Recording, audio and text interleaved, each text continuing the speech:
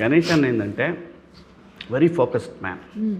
తను ఏదన్నా అనుకుంటే ఖచ్చితంగా గోల్కి రీచ్ అయ్యే వరకు నిద్రపోడు. వాళ్ళు ఒక చిన్న ఫారమ్స్ పెట్టుకున్నారు. వాళ్ళ నాన్నగారు వాళ్ళు బళ్ళారి నుంచి వచ్చి, అక్కడ కర్ణాటక నుంచి వచ్చి, క్యాంపుల నుంచి వచ్చి హైదరాబాద్లో షాద్నగర్ దగ్గర కోళ్ళ ఫామ్ పెట్టారు. లయ నువ్వు నమ్ముతావు లేదు, వాళ్ళ నాన్న బతుకు తెరువు కోసం వచ్చాడు, తనకేమో ఆర్టిస్ట్ అవ్వాలని అక్కడి నుంచి ఇక్కడికి వచ్చేవాడు, హైదరాబాద్ వచ్చేది చిన్న చిన్న వేషాలు చేసుకుని వెళ్ళేవాడు. లయ ఈ రోజున పౌల్ట్రీ ఇండస్ట్రీలో బండ్ల గణేష్ అంటే ఒక బ్రాండ్. ఐ స్వేర్, నిజంగా చెప్తున్నాను నేను. ఏంటి అలాగే రియల్ ఎస్టేట్లో తను ఈజ్ ఎ కింగ్. ఇన్ని ఉన్నాయి తనకి. ఈ చంద్రబాబు నాయుడు గారి గురించి, ఈ సొసైటీ గురించి, లేదంటే తనకు కావాల్సిన వాళ్ళ కోసం ఎంత దూరం పోయే నేచరు. ఎగ్జాంపుల్ చెప్తాను, మన సినిమా గురించే చెప్తాను నీకు. నేను ఈ సినిమాకి మనకి ఒక సాంగ్ ఉంది.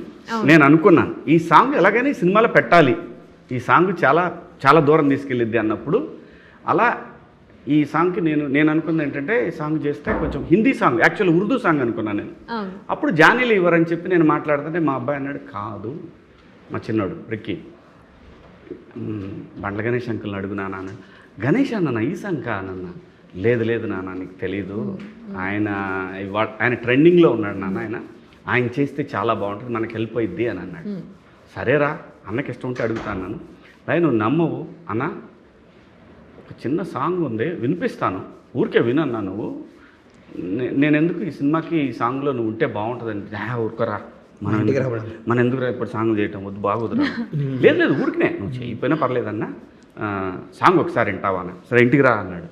ఇంటికి వెళ్ళాను లయ, పాట వింటున్నాడు, ఇదిగో ఇంతే తలకాయ ఇంతే నవ్వుకుంటున్నాడు. నవ్వుకొని నేను చేస్తాను పో, తలకాయ కూడా పైకి ఎత్తట్లా, నేను చేస్తున్నాను ఇంతే అంటాడు. ఎవరితో తనకి నచ్చితే తను ఎప్పుడు సర్లే సరే చేస్తా పో, చేస్తాను అంతే లయ.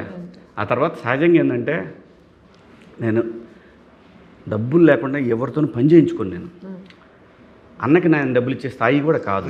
ధర్మంగా చెప్తాం, ధర్మంగా మాట్లాడుకుందాం. ఆయన ప్రొడ్యూసర్గా తెలుగు సినిమా ఇండస్ట్రీలో one of the star producer.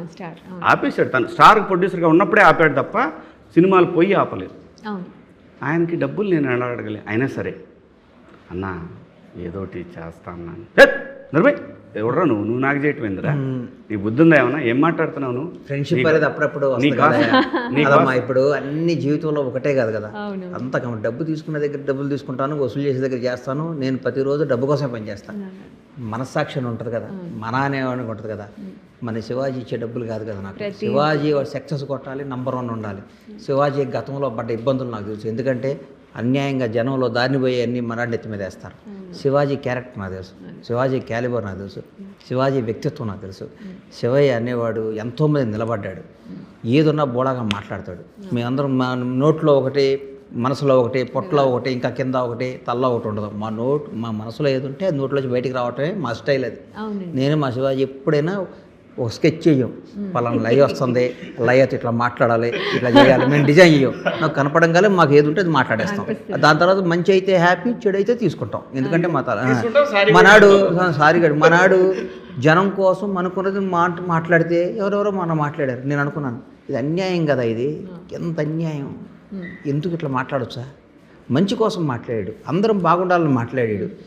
సరే ఎవరో ఒక టైంపాస్ ఒకటి మనం ఏం మాట్లాడేది అది ఎవరికి ఏం జరగలేదు. కానీ శివాజీ క్యారెక్టర్ అంటే నాకు ఇష్టం. శివాజీ వ్యక్తిత్వం, మాట్లాడే మాటలంటే నాకు ఇష్టం. జనానికి నిలబడతాడు. ఎంత నిలబడతాడంటే ఎన్నో ఇబ్బందులు పడ్డాడు. ఎంత ఇబ్బందులు పడ్డాడో నాకు తెలుసు. కాబట్టి శివాజీ అనేవాడు ఇండస్ట్రీలో నిలబడాలి. శివాజీ ఒక ఆర్టిస్ట్గా, ఒక యాజ్ ఎ క్యారెక్టర్ ఆర్టిస్ట్గా ఈ రోజు ఇండస్ట్రీని రూల్ చేయాలని మనస్ఫూర్తిగా కోరుకునేవాడిని.